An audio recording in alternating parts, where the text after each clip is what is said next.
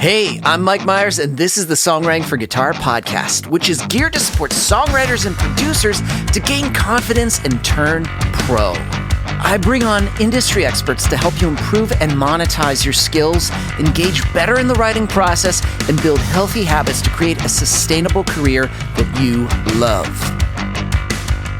Caffeinated, inspirational, conversational.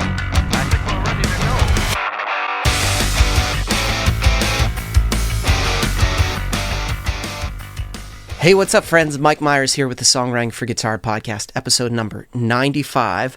Why'd you write a book, Mike? Oh, my friends, we are creeping up on the 100th episode of this podcast. Can you believe it? I can't. And we are looking forward to the next 100 episodes. But before we get there, I need you to do something for me right now. If you haven't left a review of this podcast, could you take a few seconds right now, scroll down and go to Apple Podcasts and leave us a 5-star review and talk about your favorite episode? We want to get to 100 reviews of this podcast. That's a very bold thing, I know. And right now we're beyond the halfway mark. We're not where we want to be, but we're getting there and we need your help. So if you've been enjoying this podcast, listening to it, and you haven't left a review, you've heard me talk about how reviews matter and it helps us get this podcast in the eyes of other people that could potentially become fans of the podcast. Could you take a few moments right now, write a review, and then if you've got a songwriting friend that you know would love this podcast, could you share your favorite episode with them? Just send them a little text, an email, and be like, hey, or share it on your social media account, Facebook, Instagram, whatever you use. Just take a few moments. Believe me, I can't express how much that would mean to me because I put thought into every single one of these episodes. And when someone shares that, that means the world to me. If I could give you a hug, a high five, take you out to get coffee, believe me, I would. In fact, if you ever see me out and about somewhere, if you're in Nashville and you see me and you go like, Mike, you better take me out for a cup of coffee. I left a review. Just tell me that. And guess what? I'll take you out for a cup of coffee. So right now, just take a few moments, leave a review. You know what? Next time you see me, I'm getting you a cup of coffee. So in this episode, I talk with Heather Taylor, who's my C.O.O., and she asked me questions about why did I write a book? And I have to admit, this was something I didn't plan on doing at all this year. This was not on my list of goals. This was something I added totally last minute in June. And it's going to be released in September. That's how quickly I decided to make this decision. We're going to talk about what this book is, what you can expect from it, and just a little bit more detail into the process. So here we go. We're going to jump into it. Episode number 95. Why'd you write a book, Mike?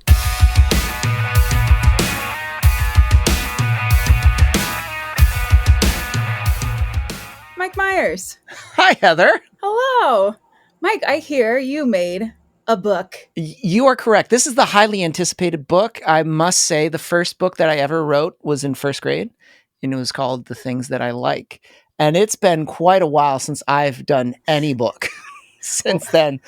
But I think it's time for a book this time. Yeah, it's been years now. I feel like your fans since first grade have grown and evolved with you and would like are excited for this update. All right. So I think it's funny when people say they write books because I feel like it's, at first I'm like, man, it's the most archaic form of communication sometimes because it's like you think books, but in an age where there's too much information, I think, on YouTube where you can just get inundated, having something very concise, specific to the point and guided is what a book is for. Oh, yeah. I think that this book is awesome. I actually, listener, I have read it, but I'm going to pretend that I haven't, and I'm going to ask Mike some questions about it because I think that it would be awesome if you knew about this book too, and I think you're going to love it. Mike, are you ready for some questions? I am ready as I'll ever be. All right. So, basic question, Mike, why did you write this? It's funny because I did not, at the start of this year, in the middle of this year, I did not want to write a book. I did not be like, oh, I'm going to sit down and write a book. I actually had a lot of friends recently in the same kind of like teaching space release books. And I'm like, oh, that's really exciting. That's great. That's awesome. Good for you, man. Oh, this is going to be super helpful. Like I saw my friends, Michael Elsner and Jody released a book on like their sync licensing formula. And I read it and I was like, it's really good. And I was like, I love that it's concise and simple and just to the point. It just provides the information needed It's a great source. I was like, that's super helpful. And this was in June. And I was like, oh, I should write a book. Why am I not writing a book? And it was purely out of like, I feel like I have something helpful to share. And again, it's my view of guitar. But if you only know me in my kind of sphere, or you only know me through someone, that's the only way you're going to get the information. Books, I feel, have a way of reaching out across that to different platforms. You can do audiobooks, you can do Kindles. That if you feel that you have a message, which I do believe people need to better their guitar skills if they're a songwriter, then you need to make that available and consumable for people. And so that's where I was like, okay, enough like thinking about it maybe, or taking inaction, actually just make the book and sit down. That's exciting when you see other people doing something and you're like, you know what? I've got something to share too. I'm going to do it. It's funny how encouraging you can be for other people and be like, oh, you should absolutely write a book. Yeah. And it comes for you. No, I shouldn't write a book at all. First thoughts. No, probably not. No. Not. So what's in the book? I take essentially over my decade of teaching guitar and teaching songwriters and teaching people a way to break down a process of understanding their guitar to unlock songs, so that all the things they have in their head, if they just pair certain things, 3 things, to unlock better melodies and be more on target with what they're trying to write. That's the whole goal of this book. And it's kind of setting them up, presenting, this is what you do. And then more importantly, this is the formula afterwards. I say transformation 15 minutes a day, because literally I talk about this is how you should go about a healthy practice routine. Because I think people spend too much time watching all these, again, and I don't mean to rag on YouTube, like all these videos about like these cool techniques, but there's no process or system afterwards. It kind of leaves them hanging. And so I want to tell them why this is important, what it's going to do. Here's the system. Here's how you use it going forward. That's awesome. Yeah, down with YouTube. Just kidding. So why should somebody read it if they aren't a guitar player? And should somebody read it if they are? You know, allow me to name drop. I will not just say just my words, but Judy Stakey, who I teach this formula. And if you don't know who Judy Stakey is, she is former creative senior VP at Warner Chappell, discovered people like Sheryl Crow, helped transform people like Katy Perry, Joy Williams, John Shanks, Julian Bonetta, like a load of like famous songwriters. When I explained this to her and I taught this at the retreats, she is not a guitarist at all. She is mainly just kind of lyrics, overlooking the artistry side of it. She said, this is a great way for me to communicate ideas. And I think that's another thing that I want this. If you're not a guitar player, but you have amazing ideas, it can be crippling when you don't know how to communicate it to someone who's doing the music side. And if you can have language that you can adapt and share and make it clear to so-and-so, this is how, this is what I'm hearing in my head. This is what I mean. And they go, oh, I know what you're talking about. I think that's a great bridge for great songs, because there's no longer this kind of like technical or language barrier. You know what to say. And if you're a guitarist, to me, you have to, regardless of how long you've been playing, I think you can get down the rabbit hole of doing too many things and too many crazy things that aren't helping the song. You think they're helping, but it always comes back to these 3. It always will help unlock better melodies. It will always help move the song in the direction to where it needs to go, so that you can help. I think the end goal for both parties, whether you're a non-guitar player or guitar player, is to get a great song. Nobody sets out and goes, hey, let's write a mediocre song. You want the best possible product. Yeah, I love that. It's so important to be able to communicate your ideas. Otherwise, you just feel like a 5-year-old again and not able to be like, I want that thing, or like a 2-year-old. And worse is then you feel like you're not a good songwriter then, because you're like, oh, I guess I can't do it because I don't know how to say it. But there's so much power in just being able to communicate something a little bit more effectively. Preach. So for anybody that doesn't know, can you talk a little bit about your background and experience in this? You did just say that you do teach at Judy Stakey's retreats once a year. I've watched all ages, all skill levels for like literally a decade, like pretty much like 6 days a week, 8 hours a day, in their abilities and their struggles with guitar, and just seeing it at different skill levels, to see it communicated at different ages of what they're struggling with, what they think is important, but the same sort of barriers that they get hung up on, I think is universal. And I think for songwriters, they get hung up on it even more. And so my whole decade was helping them overcome that and find easy ways of labeling the things that are important, especially if you're someone that's trying to deconstruct a song. Understand, why is the song doing what it's doing? How can I play that? How can I communicate that melody? How can I communicate that chord structure? I did that for like a decade. And then over time, I taught, at this point now, it's going to be seven years. So on top of that, just strictly songwriters, just helping them through the process of trying to communicate better with their guitar so they can write better songs. And then on top of that, in my own journey of commercial songwriting, especially from licensing and trying to use that in my own writing and using that effectively across the board to write better songs for other artists, to get placements. At this point, tons of different placements across the board in different genres. I won an Emmy during that time. Then on top of that, I ended up writing and connecting with American Songwriter and writing articles for them. Then I ended up setting my own company and then connecting with someone like Judy. And then eventually she pulled me into her retreats and then added on top of her methodology, my methodology of guitar, which I was like blown away, purely because in that entire time prior to her connecting with me, that methodology was never touched. And she was very protective of that. And so to have me just constantly be there every single retreat since 2020, which is crazy, I think. As we're recording this, I'm going next week to speak. This is going to be like my 7th time. I'm just like, whew. But it shows that there's always a need. If there's one thing that's been consistent in this, like, decade, is there's a consistent need for it, because I still see the same things again and again. So it's like, it reaffirms my mission of like why this matters. Yeah, that's so cool. So to summarize that, Mike is just a general badass, and that's his background. So let's see. Can you share an example of a key idea from your book, or a key idea from what you share at Judy's retreat sometimes, or in your general teaching? The one thing that I think is the most important, especially if you're a songwriter, regardless if you're a lyricist, melody person, music person, we always talk about lyrics, melody, lyrics, melody. I think there's a million books out there about lyrics, melody. There's a million courses about lyrics, melody. There's tons of coaches that talk about lyrics, melody.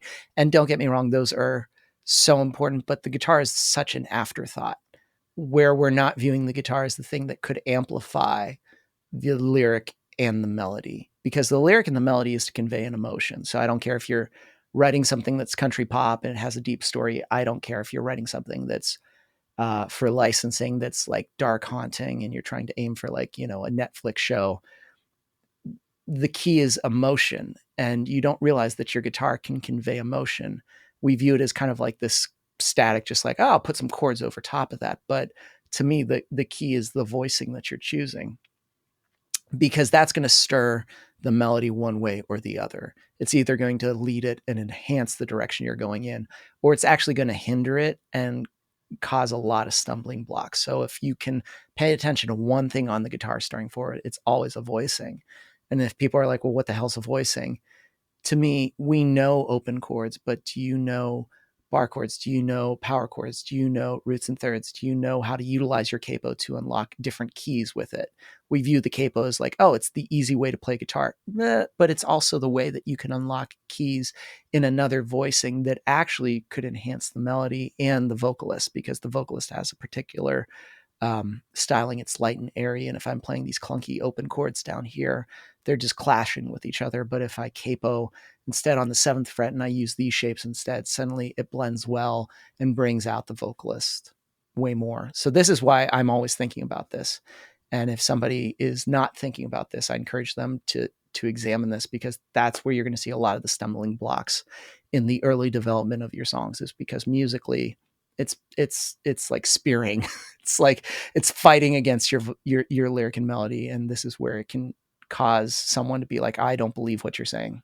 I believe what you're saying. And as a vocalist, I really appreciate that, not having to fight against a guitar or a production that fights against me. And I think it could save time, because then if you realize, oh, it's a voicing problem, it's not a melody problem, it's not a lyrical problem, and you're not just changing things within those because you think that's the issue, but all along it's just been these clunky chords that you've been kind of like hanging on. That's the reason.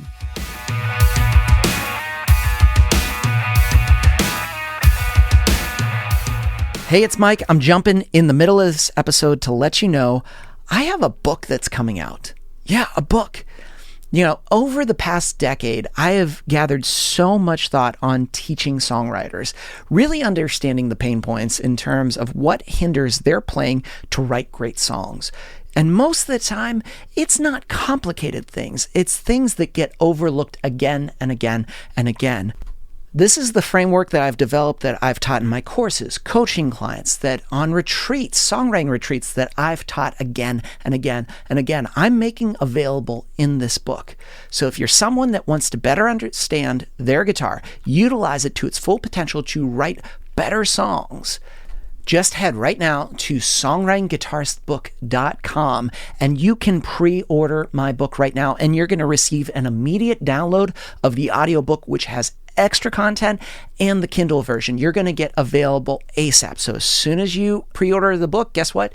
You have these available at your fingertips, so you can start diving in now. So remember, go to songwritingguitaristbook.com to pre-order The Songwriting Guitarist. Okay, let's jump back into the episode.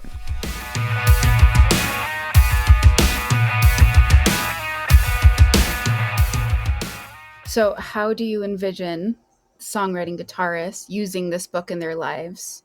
Well, I think it's to use it as a reevaluation of what you think is important with guitar. If anything, I hope it reminds you to go back to the core fundamentals that are important, because they always will be important. Nobody's going to be like, man, I'm so glad you did that tapping during our song. That made a huge difference. No, it doesn't. But, dynamically, you were able to convey this emotion really well with your guitar and actually segue to where the chorus ramps up. And I really felt it because it caused my melody to change. If they have this as almost like a little tool book to go through and gauge what they need to go back to, what they have to. And what I like about this book is interactive. So it's like there are points where you can scan, you can listen to examples, you can go in, you can see examples being used and not just see it, but actually hear it. I think that's important. Things that I've actually done, things that I've used, things that have gotten placed. So I can show you exactly why this matters, and that you can then go back and use that as almost a reference for yourself, I think is huge. That is huge. Having an audio and a visual, I think that covers all the learning, or most of it. It's amazing. So what do you hope readers will walk away with after reading this? You kind of have been covering that, but if you had any other thoughts about that. I probably have lots more thoughts. I think for me, it's just that lyrics, melody, and your guitar are equally as important. I will fight that. Yeah, double down. Because I've had people kind of like push back a little bit, and I had a higher person, I should say, that was like, I don't think that's true. And I was like, well, I've heard some of your songs and I've heard the way you play, and it doesn't sound at all the way I think it could sound. And I think it's just because when we push back, we think it's going to be, hours upon hours upon hours upon hours of this or this, where I'm like, no, that's why I say 15 minutes. This is where I'm asking you to focus on that one thing that needs improved. If you're someone that's listening to this and you're like, well, Mike, I know, I know some stuff about guitar. Knowing and implementing, I say in the book, are two different things. You can know a lot of things. I know that, eating a whole thing of Oreos is awful. But man, I've discovered that Oreos are vegan, and I've just been enjoying eating a lot. I know that, but implementing restraint sometimes can be hard. Knowing that these things are important, knowing that you have to have dynamic variation, but implementing is a huge difference. And I hope this causes people to implement more and not just have it be stocked knowledge in their brain. I love that. Absolutely. So you mentioned the 15 minutes and only concentrating on one thing. Are you seeing people, why do you think that is necessary to say?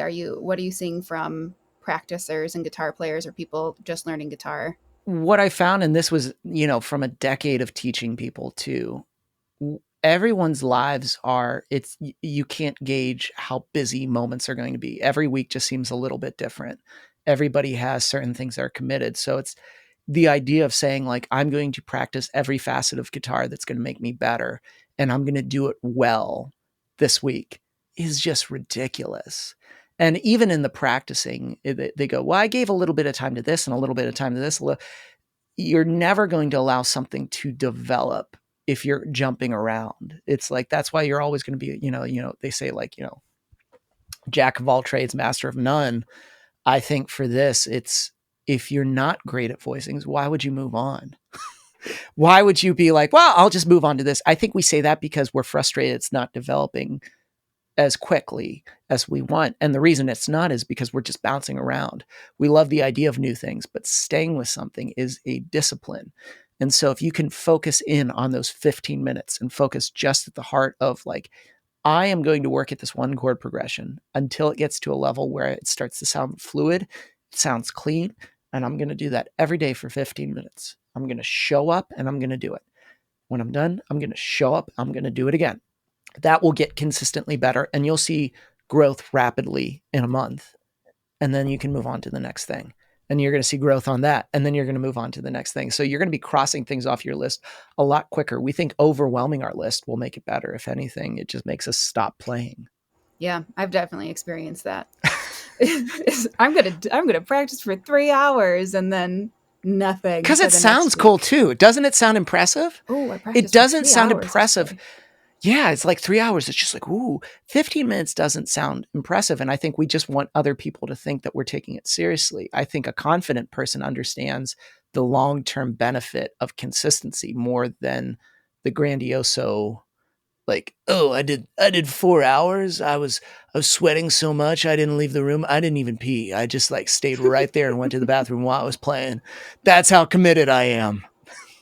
That's one thing I love about this book is that besides the resource and the audio section of it, you talk a lot about mindset. And I think that's one of the biggest light bulbs that went off for me while reading it. So do you have any other thoughts about that before my last question? Oh, do I have thoughts about mine? A ton. No, that's a ton. The best way I would say mindset matters is we're going off, or our view of playing, if somebody's listening to this and they say things like, well, I'm not good, or, I've always been okay. I think it's because we've also been given that narrative at some point when we were like discovering the thing and starting to learn it. At some point, somebody said something and we didn't realize it, but we kind of absorbed. I always think back to, there was this one kid that I taught, and this was early on in teaching, and he was awesome. He would take risks. Like, he wasn't worried about like being sloppy or just like, and what I mean is like, he realized it would get better. He was okay with that. Like, he would love to learn a course of a song and he would get excited. And this was during the days of, if you remember, Blackberries, where it was just like, yeah. And well, his dad would drop it off. And where I taught, it was just like the waiting room and the lesson room were pretty closely connected. And the air conditioning wouldn't work sometimes in the summer. So we'd keep the door open between the two for just like the air to just like circulate. And his dad was sitting down, like face glued to the Blackberry, and he played something. He goes, Dad, I played it. And the dad, without skipping a beat or looking up, goes, that doesn't sound like it. And immediately I know. Oh. But how he then interacted with me subsequently for the next month or two was a completely different person than I had in the room like 5 seconds before that. We just don't realize that it makes that big of an impact. And, even strong people go, no, I don't think so. Yeah, there was something along the lines that happened. And so there are certain things mindset wise you have to do, because it's not always going to be easy. But if you're in that right space, and again, you're consistent, that's where you can, I like to say I'm not the craziest guitar player. I'm not the best guitar player in the world, but I'm the most consistent. I know if you put me in a room, I can unlock where the song needs to go. That's my strength. And I think more people can have that strength, but everybody has a moment like that or I guess a Blackberry moment of someone saying something. That's true. You never know. You probably even forgot about it, and you still need to work through it either way. And most of the time, they're not even someone that has any idea of the process. Yeah. Like, they're totally outside. Like, when you play a song, no, you should be better than that. They don't play an instrument. They have no way to gauge that. They're just spouting what they think. And unfortunately, they're not thinking before they speak. That's why you need an actual music community, and so you can ask questions to a music community and not people who don't know what they're talking about. Huge. So, speaking of music community, what future projects do you have in mind for teaching about this, or anything that listeners should know that's coming up? All I will say that there is a very, very, very, very exciting program that's coming up that I can't say yet, but I'm very, very excited about it. I think it's going to be transformational, and I think this is going to be, I want to say, maybe the biggest thing we've ever done. And I'm really surprised how quickly this has formed, and it's almost like it's, I know it sounds cheesy, like it's meant to be, but it really has like form where I'm like, this makes complete sense. It's like for a while I've been like, oh, this has been the missing piece to the puzzle that I think people need. So that's all I can say. Amazing. Okay, so and they can probably expect that announcement in the next month. Well, I'd say if you're not on our email list, I would highly recommend that right now. Yes. I would recommend that you get on there, because we are going to make an announcement first to that list before any ads. So I would highly recommend you check that out. And I would highly recommend too, if you're still listening to this, to download the Songwriting Guitarist book. And to do that, you got to pre-order the book. You got to pre-order. Yes. And guess what? Easy peasy. And it's like a cup of coffee, like a very fancy cup of coffee. Yep. So you just got to go to songwritingguitaristbook.com to pre-order it. And we'll include the links and all the special links. Special links. And then you can join the launch party on the 26th of September at 7:30 Eastern, 6:30 Central. And we can all hang out and talk about guitar. And give away stuff. I mean, who doesn't love free stuff? Yeah. I love stuff. Party. Especially beneficial stuff and like stuff that matters. Gift cards. Stuff like coaching, courses, some gift cards, the stuff that's good. And then you also get to know about that announcement. Oh, maybe I'll let it drop there. Who knows? Okay, who knows? News to me. Cool. Anything could happen. Anything could happen at the launch party, September 26th, 7:30 Eastern. All right. Awesome. Well, listener, thanks for listening today. And we're super excited about this book coming out. Hope you enjoy it. Hope you pre-order it. And thanks, Mike, for all your information and all your help. Thank you, Heather, for these questions. Damn good. Just saying.